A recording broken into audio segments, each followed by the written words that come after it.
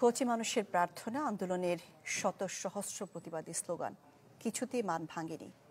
নরপিশাচের থাবায় ক্ষতবিক্ষত শরীরটা সারাতে চিকিৎসকদের প্রাণান্তকর চেষ্টাতেও সাড়া দিল না আসিয়ার ছোট্ট হৃদয়টা। হয়তো অভিমানী হৃদয়টাই চাচ্ছিল না আর থাকতে। 7 দিনের অসহ্য যন্ত্রণার পর নিভে গেছে আসিয়ার জীবন প্রদীপ।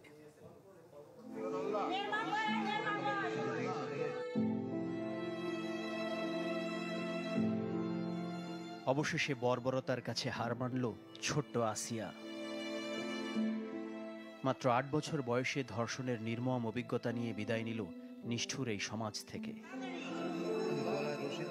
টানা 7 দিন বিভিন্ন হাসপাতালে জীবন মৃত্যুর সন্ধিক্ষণের ইতি টানল মাগুরার শিশুটি। ঢাকা সম্মিলিত সামরিক হাসপাতালে সে শেষ নিঃশ্বাস ত্যাগ করে দুপুর 1টার দিকে। গেল 5 মার্চ নিজের বোনের স্বামী ও শ্বশুরের পাশবিকতার শিকার হয়ে মেঝেতে পড়ে থাকে শিশুটি। গুরুতর আহত অবস্থায় তাকে ভর্তি করা হয় হাসপাতালে। এই ঘটনাকে কেন্দ্র করে দেশ জুড়ে চলতে থাকে প্রতিবাদের ঝড়। যেই ঝড় এখনো থামেনি, কিন্তু ঝরে গেল ছোট্ট সে প্রাণ।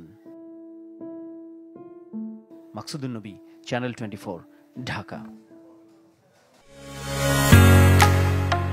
ঢালাইয়ের সেরা প্রিমিয়ার সিমেন্ট।